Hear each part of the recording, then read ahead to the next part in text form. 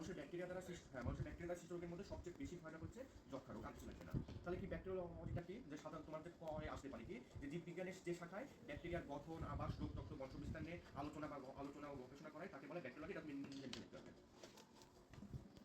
হ্যাঁ, এখন ব্যাকটেরিয়ার বৈশিষ্ট্য এরকম আছে, যে যেটা বললাম যে ব্যাকটেরিয়া হচ্ছে কোষীয় প্রাণী। কেমন কোষীয় প্রাণী? ব্যাকটেরিয়া হচ্ছে আদিকোষীয় প্রাণী, হচ্ছে প্রোক্যারিওটিক সেল।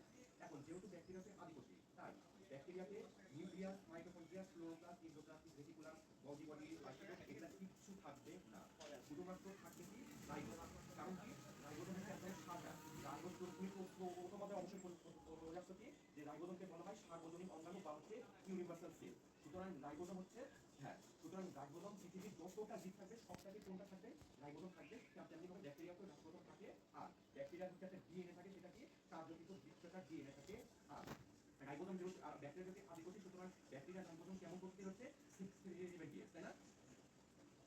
আমরা বলে আসলাম না যে ফার্স্ট কথায় কি যে রাইবোজোম হচ্ছে তোমার দুই প্রকার, একটা হচ্ছে 70s আর একটা হচ্ছে 80s। যারা হচ্ছে প্রকৃত কোষী প্রাণী, হ্যাঁ, যারা হচ্ছে প্রকৃত কোষী প্রাণী তাদের থাকে হচ্ছে 80s রাইবোজোম, আর যারা হচ্ছে আদিকোষী প্রাণী তাদের থাকে হচ্ছে 70s রাইবোজোম। সুতরাং ব্যাকটেরিয়া রাইবোজোম হচ্ছে 70s রাইবোজোম। ঠিক আছে? আচ্ছা, এখান থেকে আর কিছু লাগবে না। তাহলে এটা ভালোভাবে দেখে রাখো।